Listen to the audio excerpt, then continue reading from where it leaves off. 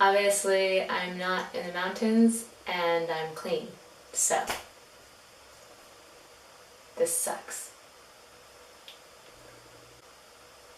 So 5 days ago, I went over a large pass. It was 10,000 feet. There was a lot of downhill, steep. At the end of the day, my right knee was really hurting. So I took out my map and looked for a campsite. Turns out I was miles away from the campsite that I was trying to sleep at that night. I then had to make the decision whether I would walk up to try to find the campsite and risk getting lost again, or walk an extra 6 miles to this backpackers resort where I could camp and I knew I'd get food. I chose the 6 miles. It was getting dark. On the map, the trail going around the lake to this resort makes it look like it's right next to the lake and it's flat. The trail actually is a climb, and there's a cliff separating you and the water.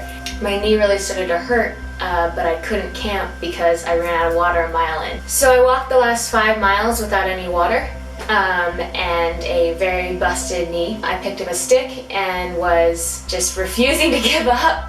I knew that if I fell and hit my head, no one would find me for a while because no one walks around that lake. Everyone takes the ferry, but the ferry had stopped running by the time I got there. So I had to keep pushing. I've never been in so much pain. And I made it. I took a rest day the next day and then headed out and thought I would be fine.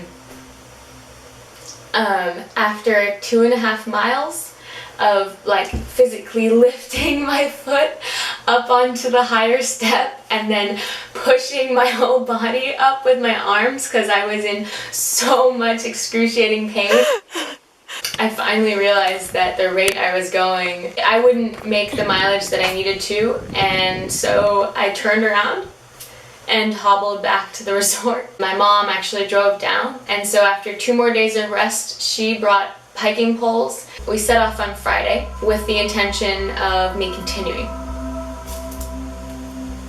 We made it 3 miles, and my knee had already started to hurt again.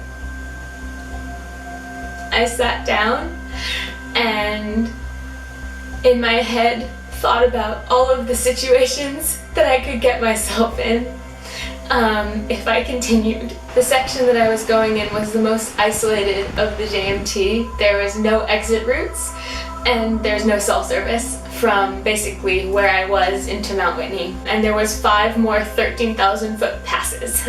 So after serious determination and debate, I turned around and I'm home. Admitting that you're hurting and that you need help is sometimes the hardest thing you can do. Even when it's the right decision logically, it really sucks. When I started this campaign, I never even considered not finishing. And up until 5 days ago, I was fit, I was healthy, I was actually 3 days ahead and doing 12 miles a day with no problem.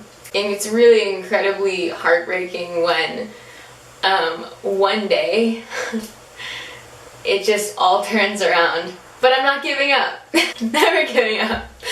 I'm seeing a doctor this week to confirm what I think it is, which is chondromalacia. There's cartilage underneath your kneecap and between that and the bone underneath it.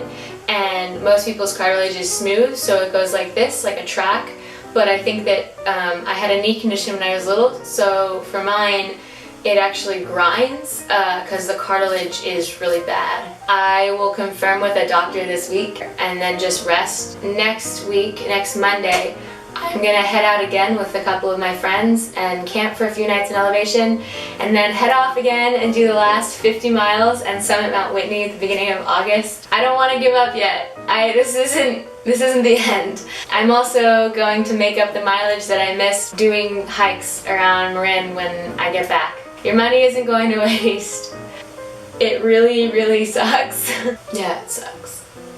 I'm sorry to everyone that supported me financially and personally. I'm sorry if you're disappointed, but I can promise you that your support won't go to waste.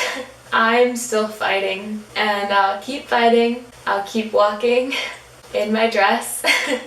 I wouldn't make it this far without all of you, so thank you so much. See you after Mount Whitney, everybody. It'll happen, promise. Peace out, peeps.